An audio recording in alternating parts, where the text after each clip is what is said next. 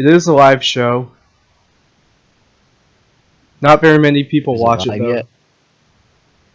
It does archive it so people Is it can watch. live yet? What?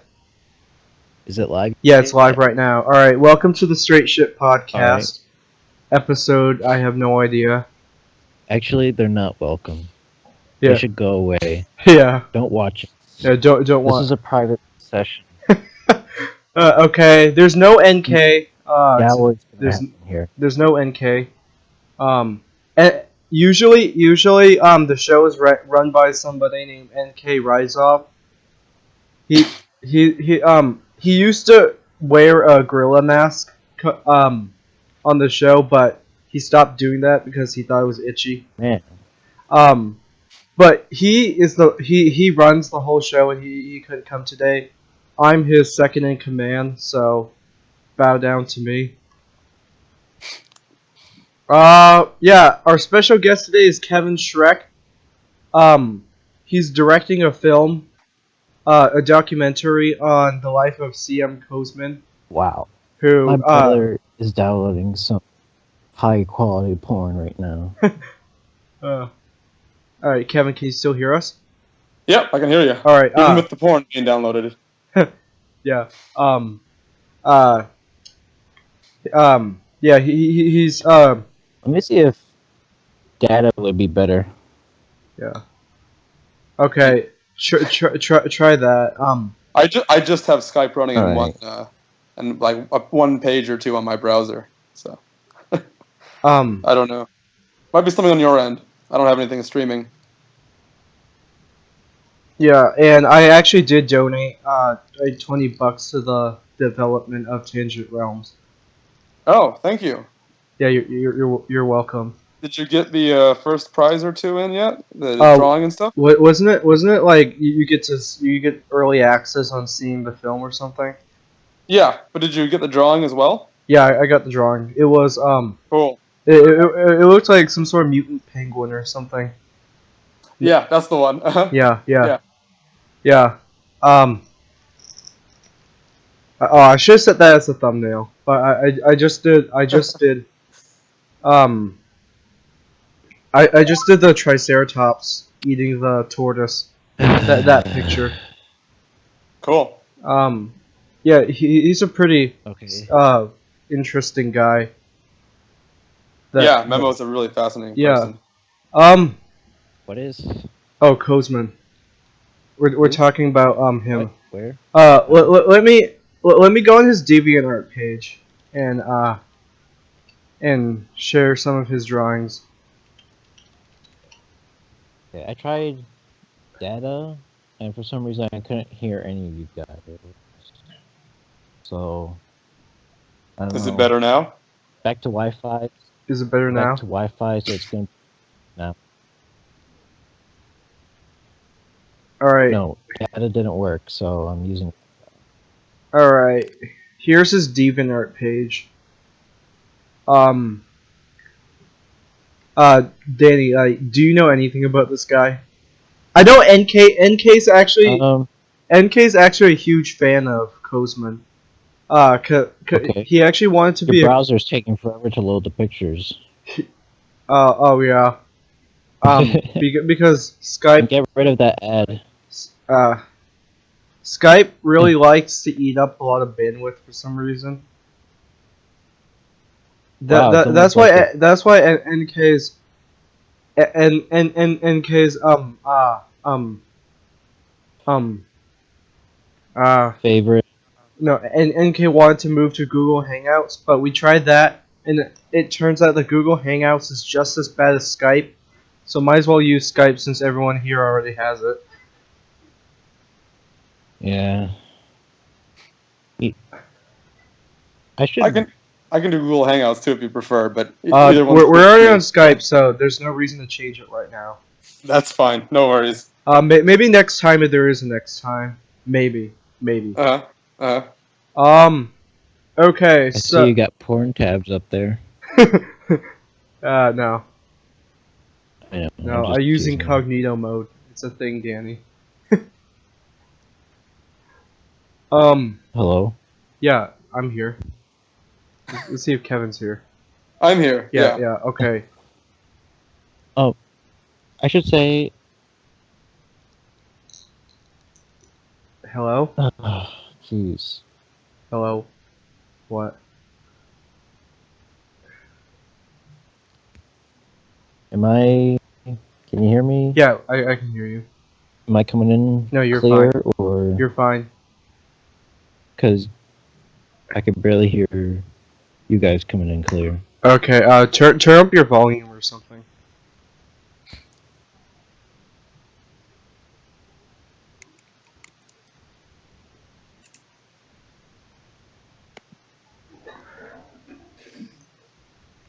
Hello? Yeah, I can hear you.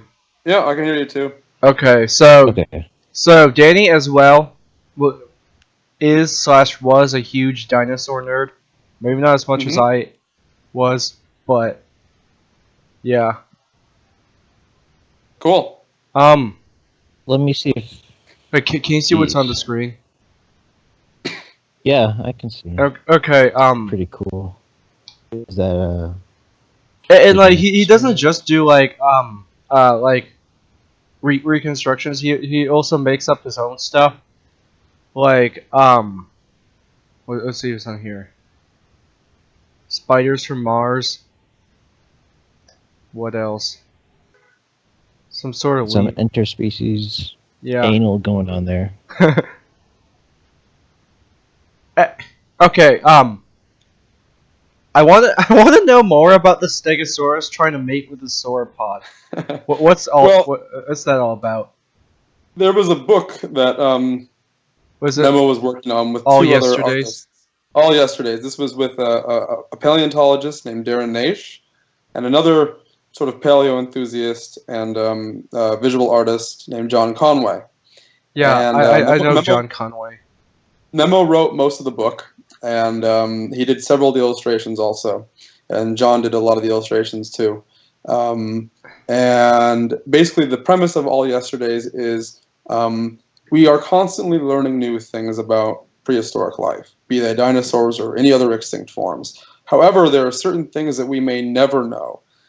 When I was shooting the documentary with Memo, he made a great point that we would not if we only knew an animal like a zebra from its bones, even if we had a complete skeleton, we wouldn't know for certain if it had the black and white stripes.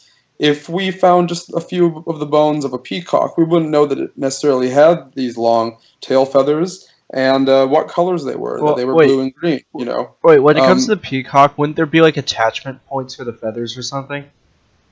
Depends on how well preserved it was. You may only have the head of a peacock. You may only have a leg and the breastbones and maybe a little bit of the hip.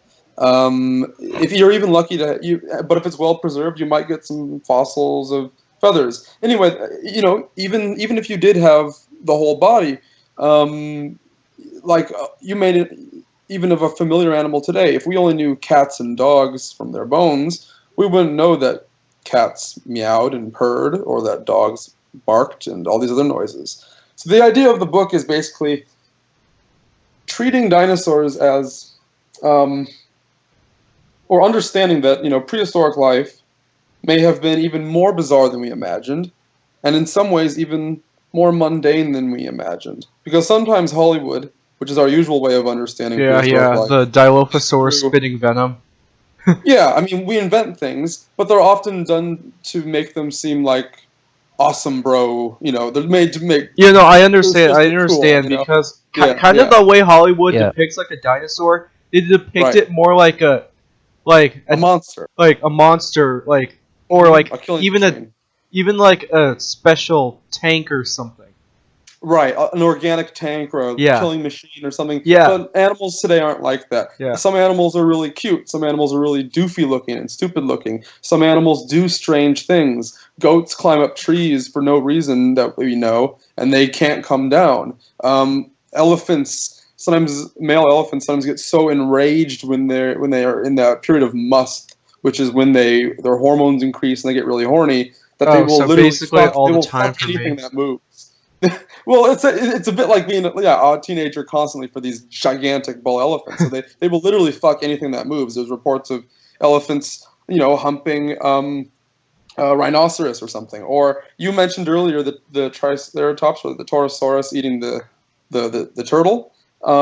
That's a reference to the fact that we have sometimes people have a naive depiction of what nature's like. That Hey, there are strictly carnivores and there are strictly herbivores. The carnivores eat the herbivores and the herbivores eat the plants. That's not really true. I mean, we know that Yeah. plenty of obligate herbivores will eat meat. hey, Like we know that cattle or deer will eat Boris. baby birds or Sorry bones. to interrupt. Can you hear me? Oh yeah. Sorry to interrupt. Sorry to interrupt, but Boris, can you send me the link to the live show? Okay. All right. All right. Now, just look up the Straight Shit podcast, and it should pop up there first thing. All good. Wait. No. Here it is. Okay. Right here. All right, Kevin.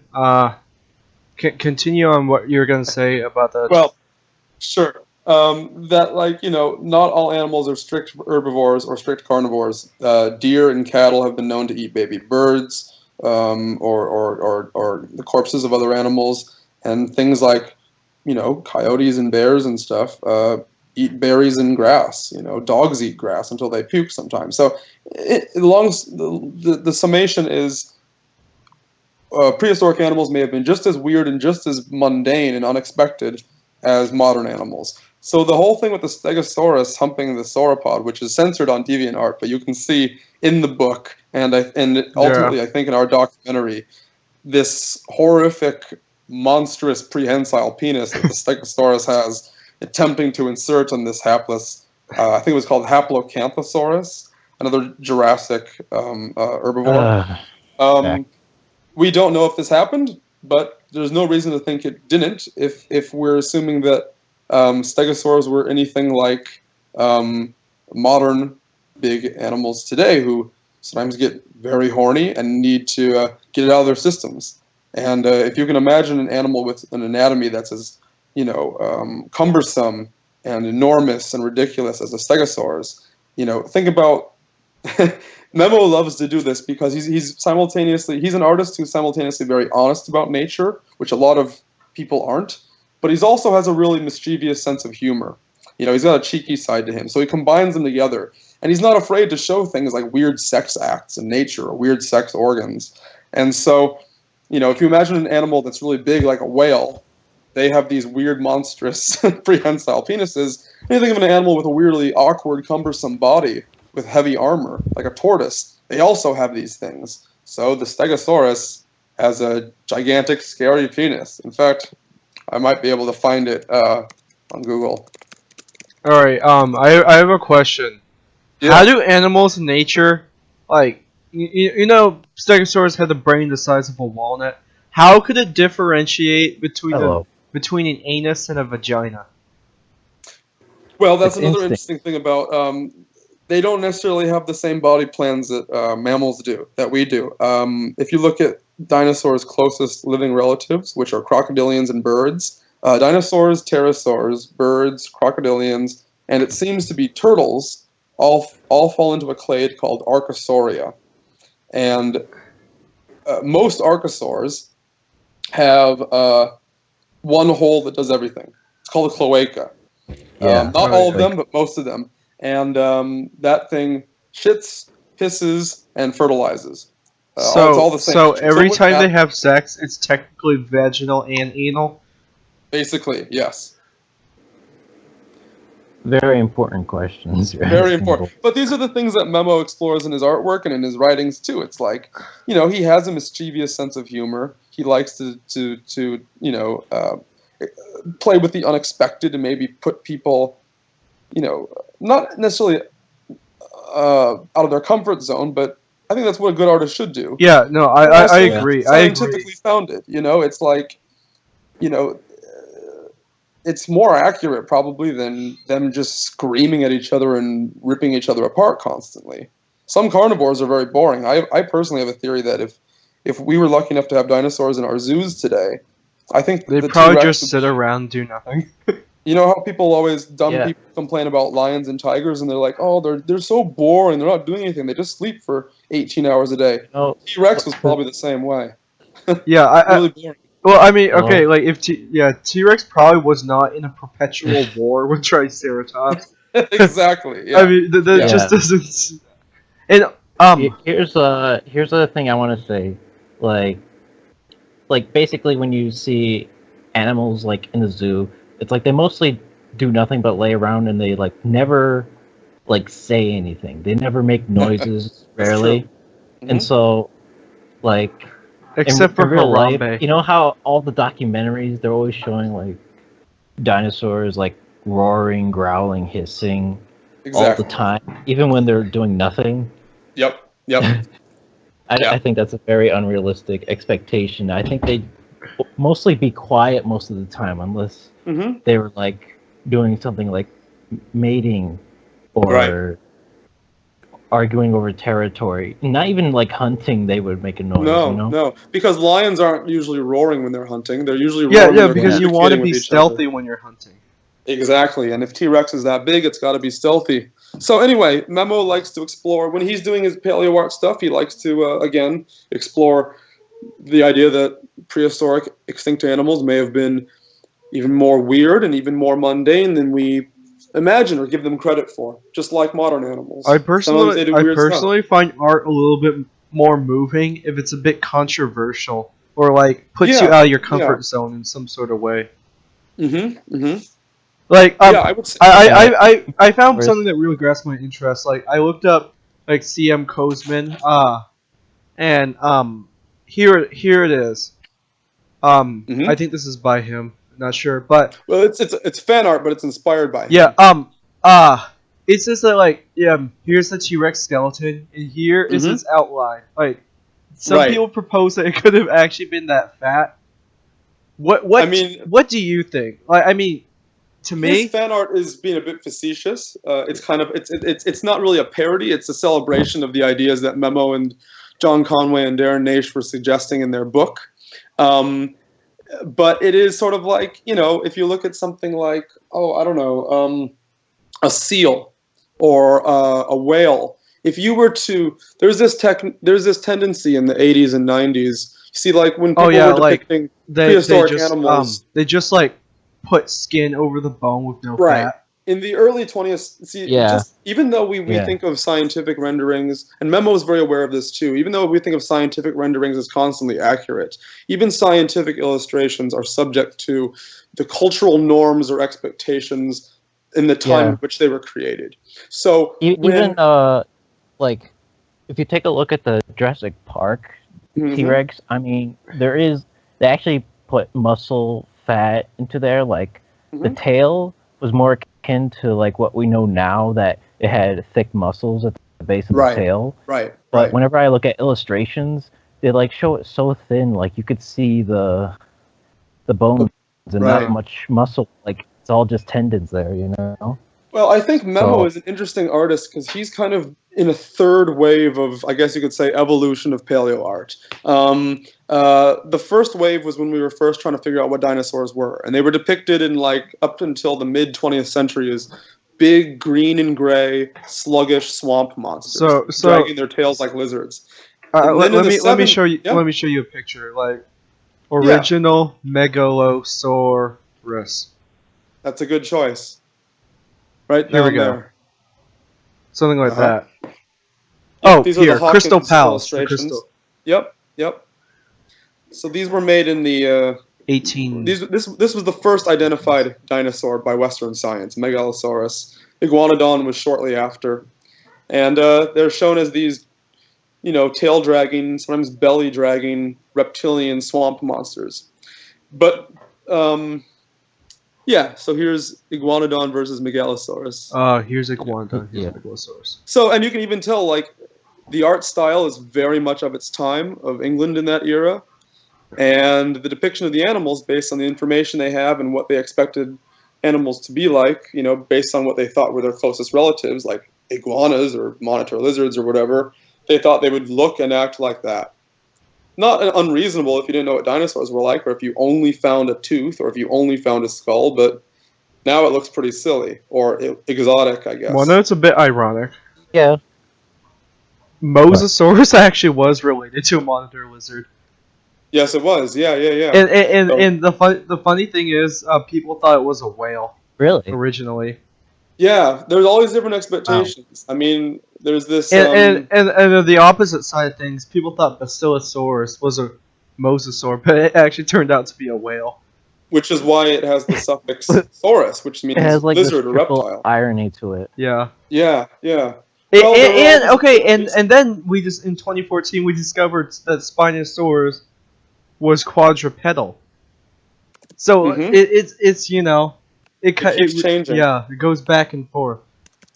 Well, there's Yeah. funny things with that. Like Memo in all yesterday's and some of his artwork, he does this thing where he and I'll send you a link that maybe you want to put up. I'll send it to you via Skype. He does the reverse with modern animals that we are familiar with and take for granted. Like, let's say you only found the skull of a hippopotamus. If you only found the skull of a hippo and you didn't find the bones of its stocky legs and its wide rib cage that may indicate that it's an herbivore and lived in the water, if you only found the skull with these enormous tusks and this really heavy skull, you might think it's a super predator of some sort with these bone-crushing jaws and Hippos do monstrous occasionally eat fangs. meat. They do. They usually, if they eat meat, it's usually carrion. It's usually dead corpses. But they're mostly grass eaters, and they stay in the water to keep cool and to avoid predators. But if you only found the skull of a hippo, and again, the link I just sent to you via Skype, it's Memo's illustration of that, you might think it was a monstrous super predator. Right there. Interesting. And there's, yeah, so you never know. I mean, he does. Actually, want to know what this kind of reminds me of? Yeah, what? Kind of reminds me of a Gorgonopsid. It does a little bit. And for all we know, maybe Gorgonopsids weren't nearly as Yeah. scary looking and weird as we think. Maybe they looked kind of like strange dogs, you know. I sent you another one that this was part of the All Yesterday's project that Memo made that was called All Today's. And the idea is, again, Yes. modern animals depicted as we traditionally depict dinosaurs. These are swans, no feathers. We don't know, so the limbs are not wings, but are these scythe-like appendages used to spear tadpoles. And these very serpentine necks, which swans actually do have, but they have a bit more fluff and thickness to them. And there's no webbing on the feet, as you can see. So there's no indication, if you don't really know anything about their modern relatives, that they had webbed feet and were mostly, floating in the water and by the water's edge. So Memo does these very clever sort of illustrations like that to play with our It expectations. really is kind of moving. Like, Yeah. yeah. It really does make you think. So Yeah. Just if you how little we understand. exactly, and it's kind of bittersweet, but we will never know everything. There will be some things that will always be a mystery, but that's the interesting thing about science. And I think what's interesting about Memo Kosoman is that he's not afraid to admit that, and he loves embracing the fact that science is full of mysteries, and he thinks that can be a great tool for art. And I don't think there are a lot of artists working today or historically that have such a mutual appreciation for both science and art, and that they can actually be good allies together. He often has very science-inspired artwork, as you can see.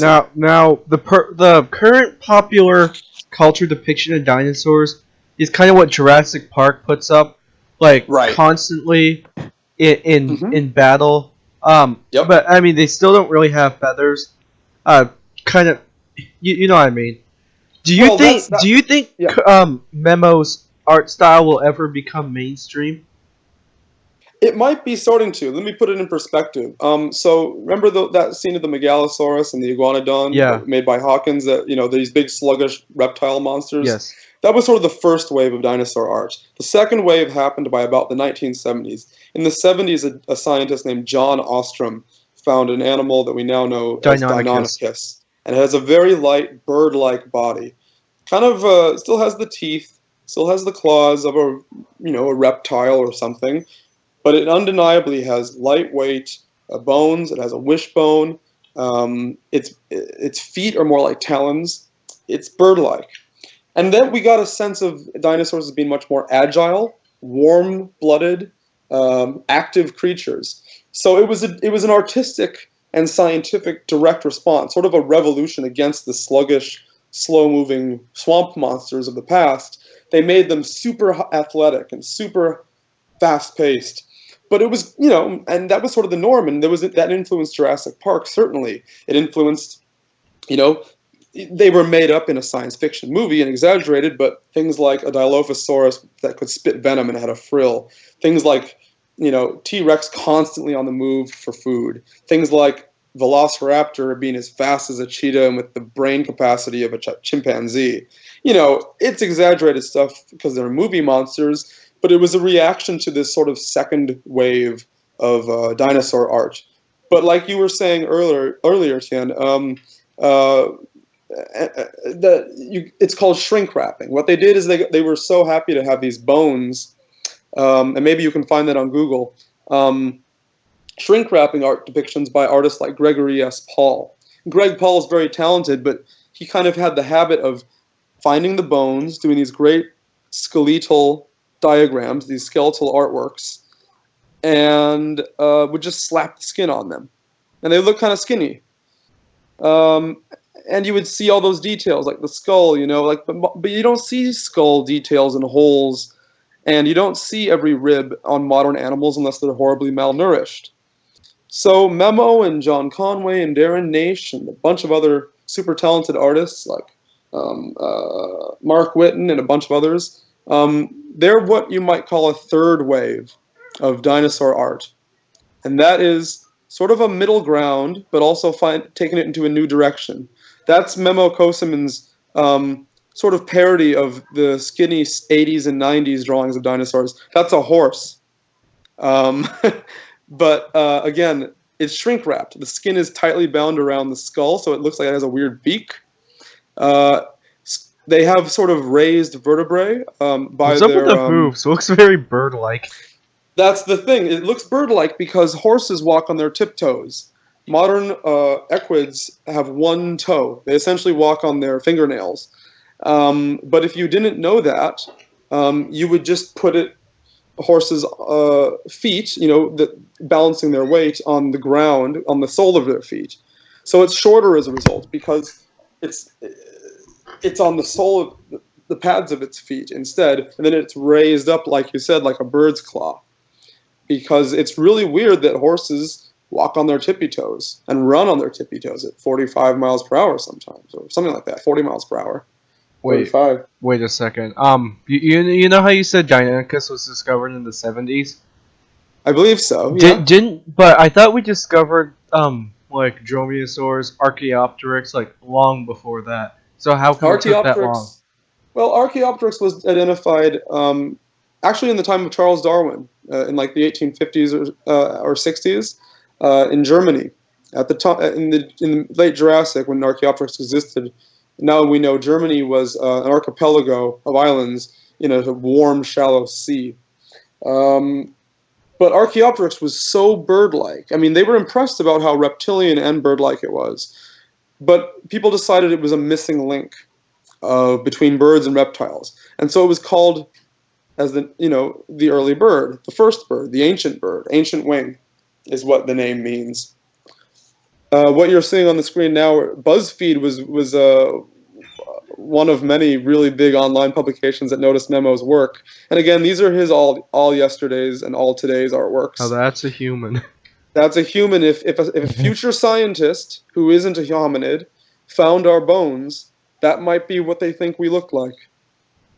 Yeah, because we have tailbone covered in our asses, and all these things. I actually read something. What's your opinion on Nanotyrannus? Do you think it's its own species, or do you think it's just a baby T-Rex? I think it's a baby T-Rex, but Thomas Holtz, who is an online friend of mine and a Tyrannosaur expert, he thinks that there was sort of niche partitioning between different age groups of Tyrannosaurus rex. So when a T-Rex is... So like a baby T-Rex and an adult T-Rex is like a separate animal, even though they're not? They had different lifestyles. The younger T-Rexes may have hunted in small packs, athletically like wolves or cheetahs today.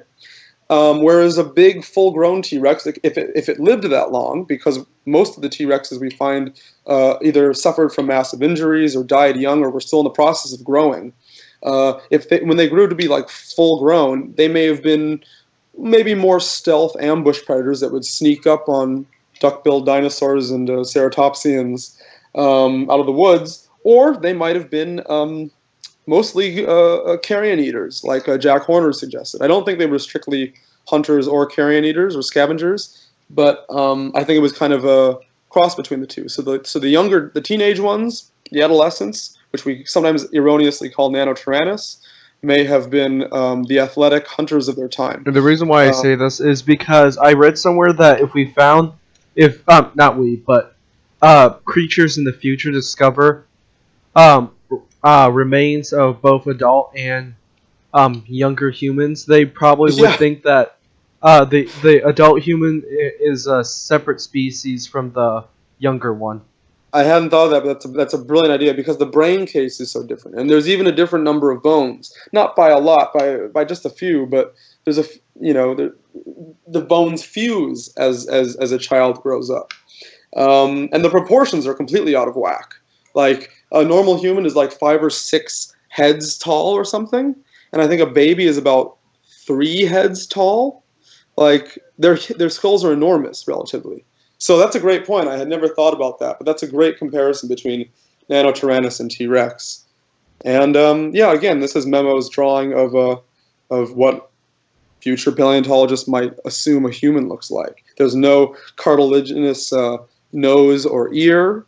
There's a wispy little tail because we have a tailbone that we actually have encased, among all of our asses, and there's also like, I think the furry parts on the arms and the head are like, how 20 or even 10 years ago raptors were still being depicted as like, okay, maybe they're related to birds, but we still are used to seeing them as reptilian monsters. So they would just slap a few feathers on the top of the head and a few pennaceous feathers on the arms, which were probably much more. Yeah, I actually used to draw dinosaurs like that when I was in elementary school. Yeah, I would draw some feathers, but only on the right. arms and the head, and maybe on the tail. Right, exactly. I think everyone did, and that was sort of a paleo art meme, as a Memo describes it as. It's a meme is just a cultural unit of inheritance, and memes are trends and fads, and that's an art meme. Harambe. Yeah, well, I mean, it's not just internet jokes, but yeah, I mean, it functions the same way. They come into style like a Harambe joke, then they flourish, and then eventually they either evolve and change, or they die out, or they stick around if it's successful enough. And the meme of the scantily clad velociraptor with just a few feathers on his head. Let's try and pull up an example. Yeah. I could probably just find one just by searching up velociraptor. No. Wait, yeah, here we go. Right? Here we go. Yep, there you go. Like 20 years ago, that would have been a very, very progressive, controversial, forward-thinking depiction of a raptor. Today, it looks outdated. And rightfully so, probably. I mean, but our perceptions of the past change constantly, as they should. I don't know what that is. Oh, Encyclopedia. Oh, yeah. The content-free encyclopedia. Yeah, right. Here's in the style that I kind of grew up with.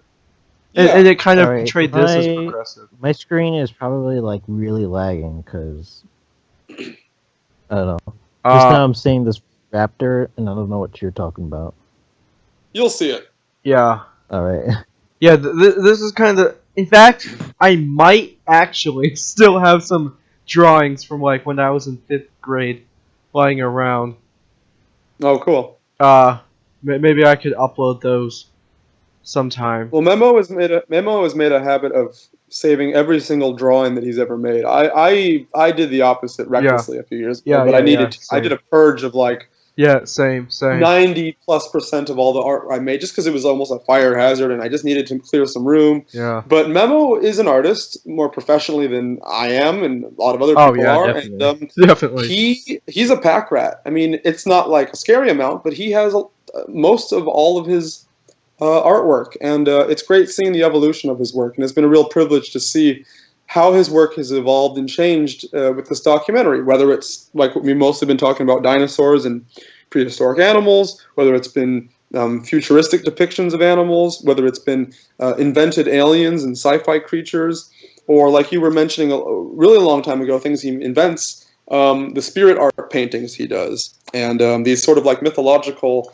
creatures, and everything else in between. Yeah. I There's a trend with his alien art, and that there's really no like creature analogous to a human, Right, right. and That's a very good point. other I almost said franchises, but like other series, like in movies and Hmm. games, there's always at least one alien species that Yep. resembles a human in some sort of form. Well, it's Yeah. interesting.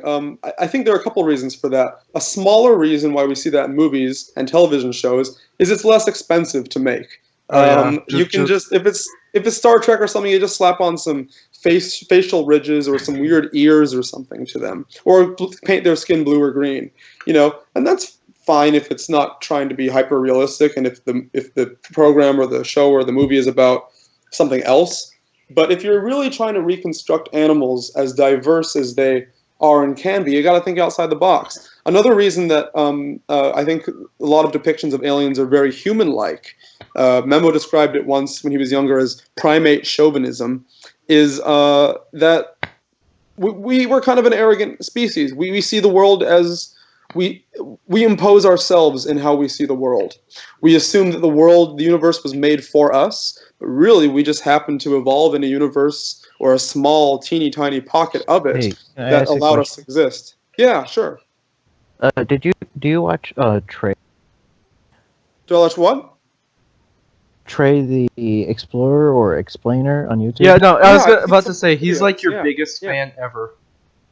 yeah. He's a big Memo fan. He actually has donated a lot to our film Tangent Realms. Also, he's been a huge supporter. He made a Yeah, video telling other people to donate to I Tangent remember. Realms. That's how I got to donate. It's because of him. Oh, So really? yeah, Oh, that's fantastic. and Cool, cool. um speaking of in YouTube shows, have you heard the series Your Dinosaurs Are Wrong?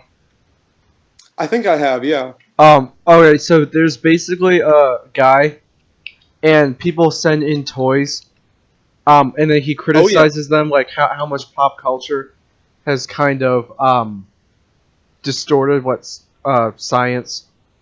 Hmm. Yeah, you know what I mean. Yeah, sure, sure. Yeah, it was a bit like what we were talking about earlier. Uh-huh. Yeah. Yeah, they're like Hollywood movie monsters rather than real animals. And Memo likes to make real animals. And again, we can't expect aliens to look exactly like us by any means, because just look at the animals that exist on Earth. Very few animals look like us, unless they're closely related to us, like other apes.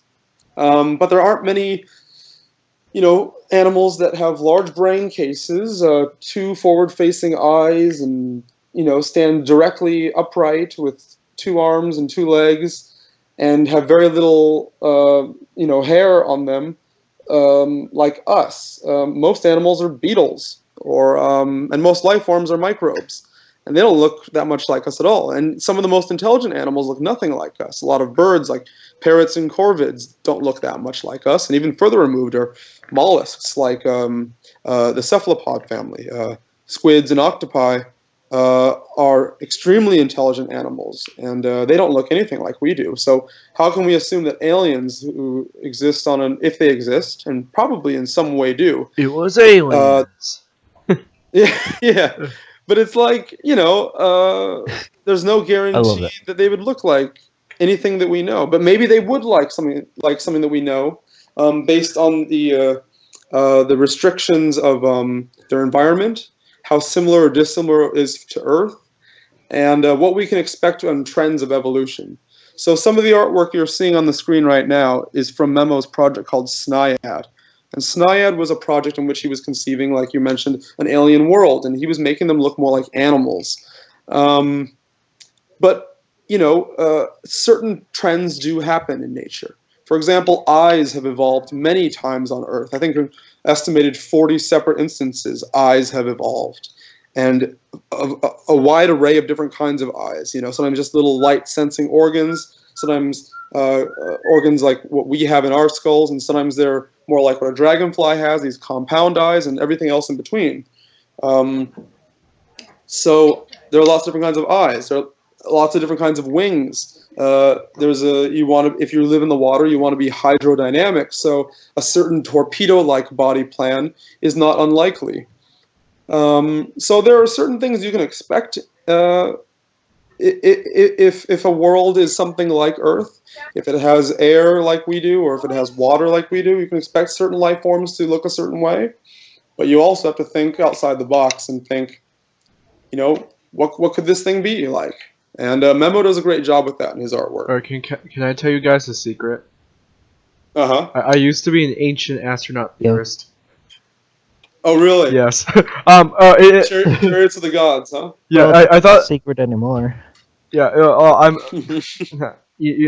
I don't mean it like to be secret, but what was I gonna say? They said on the show that actually the reason why aliens and humans look so much alike is because aliens spliced their DNAs with some lemurs or something, and that's how humans came to be. Oh, man. Yeah, it's just like, but it's such a funny idea because it's like, to make that ridiculous accusation, that assumption, you have to make the assumption in the first place that aliens, first of all, exist, and second of all, Give that a they even crap would about look us. like us, or even give a crap about us. They may, if they do exist in any form, they may overlook us, or maybe Maybe they're just long extinct. maybe okay. In like movies and stuff, they usually depict aliens as like having technology beyond ours, but more than likely they're probably just animals. Hey, Mm-hmm. hey, I actually gotta go now, but I actually like listening to this. I mean, it just reminds me of like all the videos I watched on Trey's channel. Uh-huh. So, Yeah. I'm real. It's interesting, but I gotta go right now. Okay. Yeah, it's fine. Should we wrap up the episode? Actually, let me try to add NK, and if he doesn't want to get on, then we can wrap up. Okay. Yeah, maybe we can have you on again. Sure. Kevin. Sure. Because you seem like a pretty interesting guy who's had Thank you. contact with probably the most interesting guy I know. Well, that's why I wanted to make a film about him. I think his ideas and his artwork are extremely interesting. And Okay. yeah. Yeah, he's probably offline. Well, I guess we can wrap up. Sure. Well, let me just say, yeah, I'm really honored you guys had me on to the Straight Shit. And if anyone wants to explore more of his artwork, or Memo Kosman's artwork, or wants to support our project, you can find Tangent Realms, The Worlds of C.M. Kosaman on Facebook. There's a Facebook page for it. It's also on Twitter. It's on Instagram. It's on Tumblr. We have a bunch of his artwork up there and video clips from the forthcoming documentary. And if you want to support the film and make it happen, you can find it on BackerKit. Links to that are on Facebook. You can give a variety of amount of money, and you can get everything from original drawings to original paintings by Memo, to signed books, DVDs, T-shirts of his artwork, your name in the movie's credits, a bunch of other cool stuff. Again, that's Tangent Realms, The Worlds of C.M. Kosaman. It's on BackerKit, Facebook, Instagram, etc. Yeah. All right. So if anyone's watching this, donate, or I will seek you out and kill you. No, I'm kidding. All right. Well, bye. All right, see ya.